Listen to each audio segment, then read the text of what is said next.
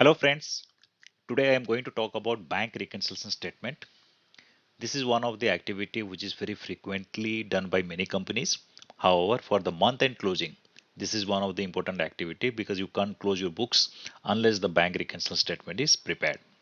So in this video, I'll talk about why bank reconciliation is required, what are the reasons between the difference between the passbook and the bank ledger, and then I have shown a practical case how the bank reconciliation statement has to be prepared.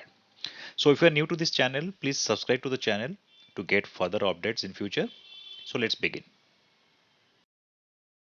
Let's begin with first understanding what is the meaning of bank reconciliation statement.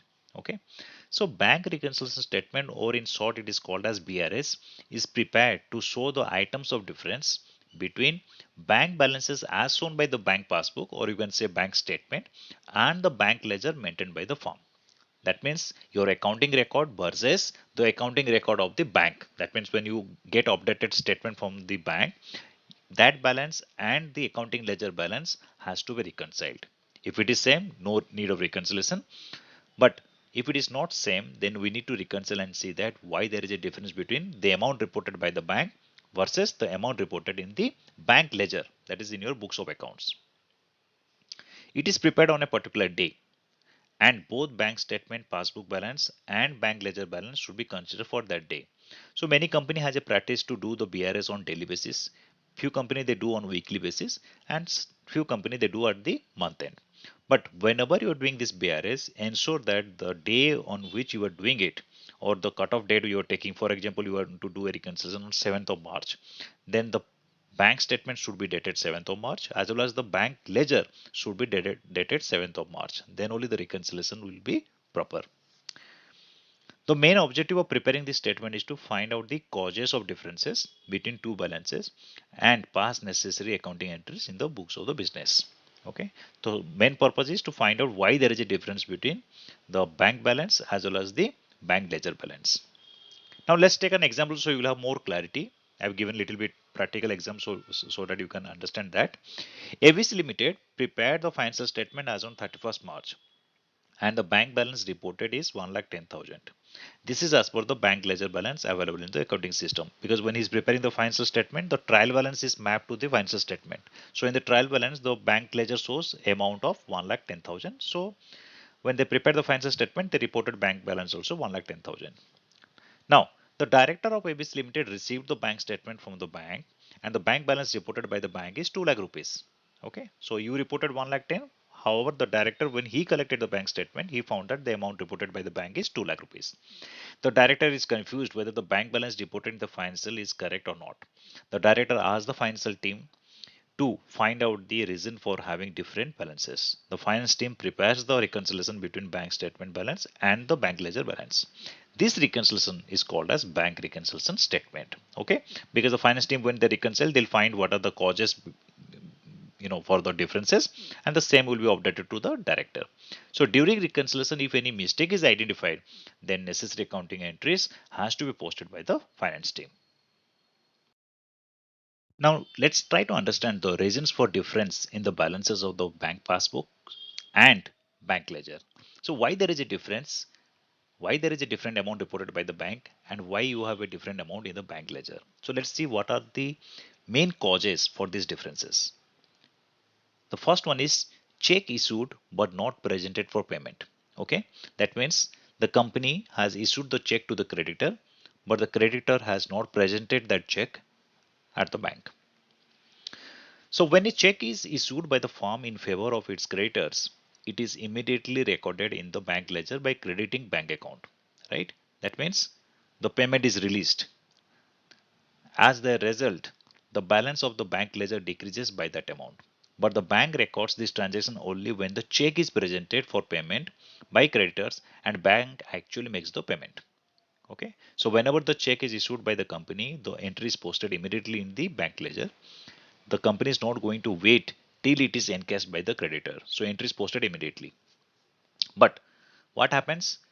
The amount is collected only when the creditor is presenting the check to the bank, and bank is encashing and giving credit to the creditor's account.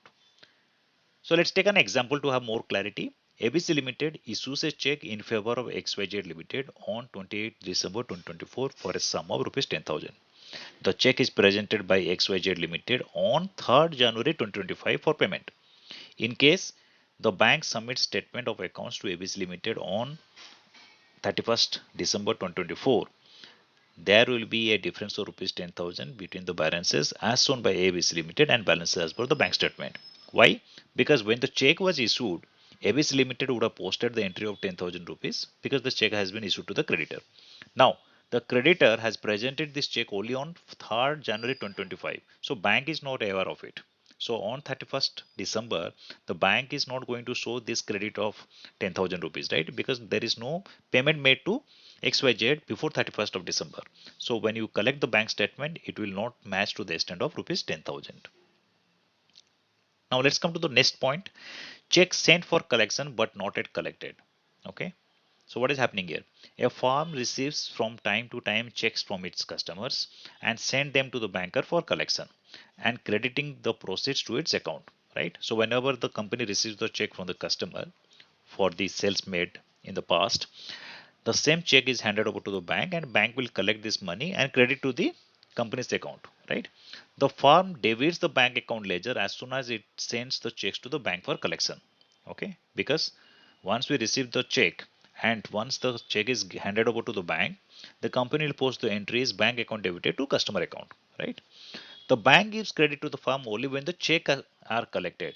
Okay, till that bank will not credit your amount, right? Because once you give the check to the bank has to collect it from the customer and credit to the bank account. It may take 2 to 3 working days, or in certain cases it happens in one day.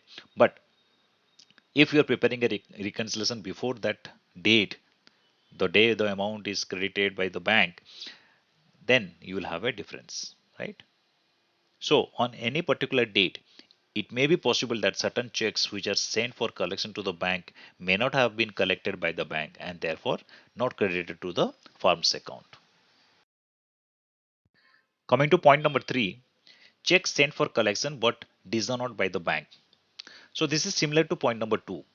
The check is sent for collection to the bank, but the bank is unable to collect the payment of check because of being dishonored. The amount will not be credited by the bank. As the firm has accounted the check sent for collection, there will be difference in balances between bank ledger and passbook. So what's happening in this case? It is similar to the point what I discussed before in point number 2. That means the company is receiving the check from the customer and then accounting the entry for that, that is bank account debited to the customer account. And when the check is submitted to the bank is not able to collect the money from the customer because the check is dishonored. Okay, what is the meaning of dishonored? I'll explain here. But you should understand the concept that bank is not able to collect the money from the customer. Hence, you have posted an entry and the bank has not credited. Hence, there will be a difference, right? So, what is the meaning of check dishonored? A check is said to be dishonored when the bank refuses to pay the amount mentioned in the check. This can happen for several reasons like insufficient fund, signature mismatch, check date, stop payment instruction by the customer, accounts closed, etc. So because of certain reason, the bank is not able to encash the check. Hence, you have a entry in the bank ledger, but the same amount is not credited in the bank statement. Hence, there will be a difference. Coming to the next point, bank charges and commissions charged by the bank. So bank provides a number of services to its customer. It collects their outstanding checks, dividends on their shares, etc. Bank charges commission in lieu of the services provided to the customers. And such charges and commission is debited to the passbook, but no entry is recorded in the bank ledger unless the firm obtains the passbook from the bank and record these entries. This will cause a difference between two balances. Okay, so you can say that there may be some certain charges which the bank charges without intimating to the company. In that case, you have to reconcile and post these entries. Point number 5, interest and dividend collected by the bank. If the bank collects dividend on shares, interest on investments on behalf of its customers, it credits the amount in the passbook. This will increase the balance in the passbook and a difference in two balances will exist unless a corresponding entry is recorded in the bank ledger by the firm. So what's happening here? In the previous point, we talked about that some bank charges commission the banks automatically debits, right? Now what is happening in the reverse side? The bank is getting credit from any investments, right? Or the company has invested in shares, and whenever the dividend is declared by those companies, the dividend is collected by the bank. But it is not accounted in the bank ledger. And the company will record only in the bank ledger when it will find that the amount is credited in the passbook. So till it is recorded, there will be a difference. Point number 6, direct payments or auto debit through bank. An account holder can instruct the bank to make certain payments such as insurance premium, electricity, loan installments, or interest on loan, etc. on its behalf. The bank will debit the party's account on making the payment, but the farmer will be able to record this transaction in the bank ledger only on receipt of intimation from the bank. So these are generally the auto debit instruction given to the bank, and bank will make the payment. So if the accountant has not recorded this in the bank ledger, then definitely there will be a difference between the balance as per the statement and the bank ledger. Point number 7, direct payment into bank by the customer.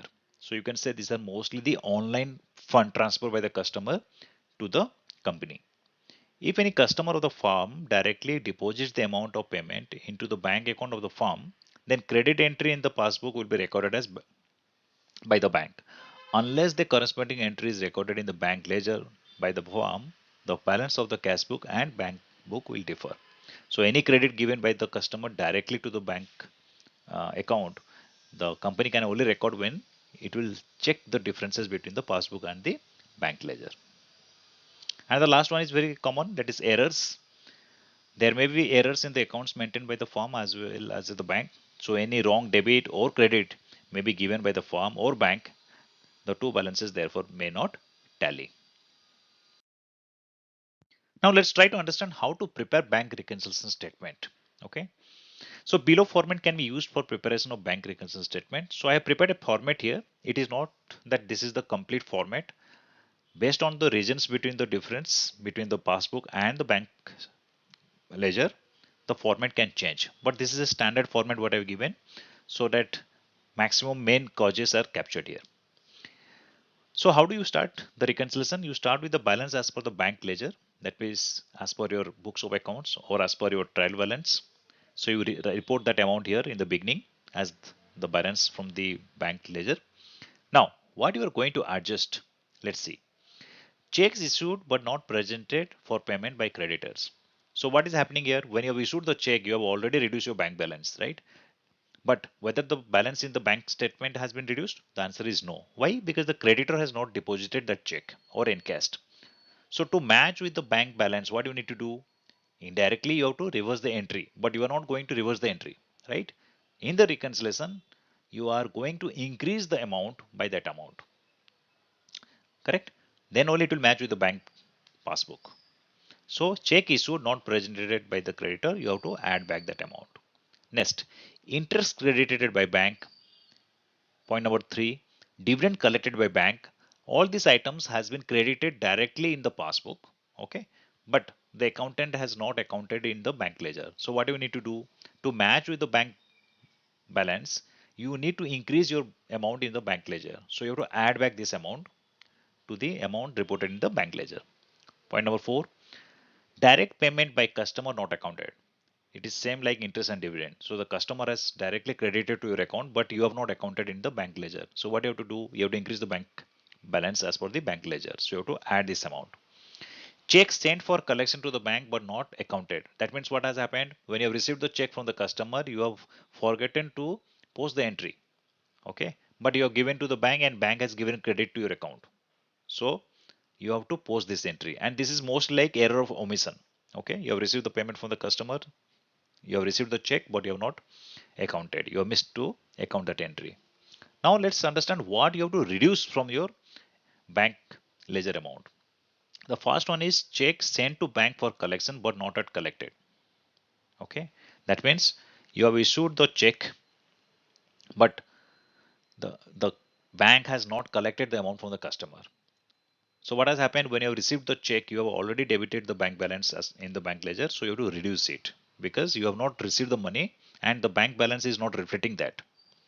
Next one is check sent to bank for collection but disallowed. It is similar to point number 1. That means you have accounted a debit balance in your bank ledger, but the amount is not collected, hence you have to reduce it. Bank charges and commission charged by the bank not accounted. So anything deducted by the bank, okay, by default or by auto debit, whatever. In that case, you have to also reduce your balance here. Check issued to creditor but not accounted. Okay. So what has happened? Check issued to the creditor, but the same has not been accounted. So what you have to do? It is a error of omission. So you have to post entry for this. So this is the format, and then at last your balance as per passbook will tally. If it's not tallying, then you have to look out for any specific other reason which is not mentioned in this format, whether that has been missed. So you have to mention that as well. So as we have understood the format, now I'm going to show you one example to understand how the bank reconciliation statement is prepared. Let's take an example here. Below is the bank ledger statement and passbook for the month of February 2025. Prepare the bank reconciliation statement as on 28th February 2025. So this is the bank ledger statement for February 2025. So if you see, there are certain transactions here. 1st February the opening balance was 0. 4th February direct fund transfer from XYZ customer 10 lakhs. Okay. 11th February check issued to ABC creditor 3 lakh, so it is in credit. 14th February rent paid 40,000. 16th February check collected from PQR another customer 2 lakh rupees, and 28th February salary paid 2 lakh. So total debit is 12 lakhs, total credit is 5.4, and the bank ledger balance as on 28th of February is 6 lakh 60,000. Okay, so this is very clear. This is the statement as per the books of accounts. Now let's see the passbook. What passbook says? 1st February opening balance was nil. Good, it is tallying with the bank ledger. Then what transaction it has? 4th February direct fund transfer from XYZ customer 10 lakh rupees. Okay. 14th February rent paid 40,000. Okay. 25th February direct fund transfer from EFG customer 1.5 lakhs. 27th February bank charges 10,000. 28th February salary paid 2 lakhs. So total debit is 2.5 and total credit is 11.5. Bank passbook shows a balance of 9 lakhs as on 28th February.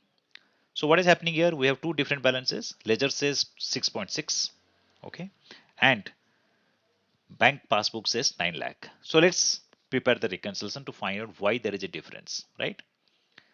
So I'm starting here. Bank balance as per the bank ledger 6 lakh 60. Now what I'm going to add?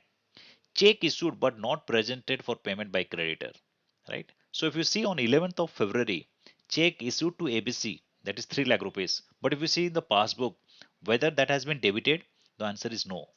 So what is the meaning of that? That means the creditor has not encashed it and the amount has not moved out of the bank balance, right? So I am adding it back to tally with the passbook, because in passbook this amount has not been transferred, right? Then direct fund transfer by EFG not accounted. So if you see the passbook on 25th of February, right, there is a direct fund transfer from EFG, that is 1.5 lakh rupees. But in the statement, that is your bank ledger, there is no amount credited, no amount debited as amount received, right? So what we need to do now? We need to add back so that I increase the balance as per the bank ledger. So direct fund transfer by EFG is 1.5 lakhs. So the total addition will be 4.5 lakhs. Now, is there any amount which I need to reduce now? Yes, there will be certain amount which I have to reduce from the bank ledger amount. So what are those items? Checks sent to bank for collection but not collected. Okay. So now if you see on 16th of February, as per the bank ledger, check collected from PQR 2 lakh rupees. Correct. And this 2 lakh rupees when I have collected, I have debited my bank ledger account and credited the customer account. Now what has happened? This 2 lakh rupees I have not received in my passbook. That means it is not encashed. Right. So what I need to do, I have to reduce the bank ledger balances because I have not received the money. Correct. So 2 lakh rupees is deducted here. And the second point is bank charges and commission charged by the bank not accounted. So if you see on 27th of February, bank charges of 10,000 is debited by the bank, whereas the company has not recorded in the bank ledger. Hence, I have to record it now, right? So 10,000 will be deducted. So net deduction is 2 lakh 10,000. Now, if you see 6 lakh 60,000 plus 4 lakh 50 minus 2 lakh 10 will end up with 9 lakh rupees, which will tally with the balance reported as per the passbook. Now question is, Shall I post entries for this? I have two adjustment to add, two adjustment to reduce. Whether I need to post all entries? The answer is no. So what entries you are going to post? The first entry we are going to post is bank account debited 1.5 lakh rupees to EFG account 1.5 lakh rupees. Why? Because this is the collection which has been credited to the passbook, but the bank ledger is not updated. Hence, you have to update it. Second entry what you are going to pass is bank charges debited to bank account. That is 10,000, 10,000, because the passbook is debited by the bank by 10,000 rupees but not recorded in the bank ledger. Now question is, what about the remaining two adjustment? In the remaining two adjustment, you need not post in an entry because it has not been updated in passbook. Doesn't mean that you will not post entry for it, because once you issue a check to the creditor, you are reducing your liability. That accounting entry is correct. Encashment depends on the creditor. If he doesn't come and encash in the same month, doesn't mean that you will increase the balance and show a payable to the creditor, because your obligation is completed by issuing the check. So that's it from my side on the bank reconciliation. If you have any specific questions on bank reconciliation, then please put your question in the comment box. I'll try to answer it. And I would request you to subscribe to this channel, share with your friends, and get much update in future. Thank you.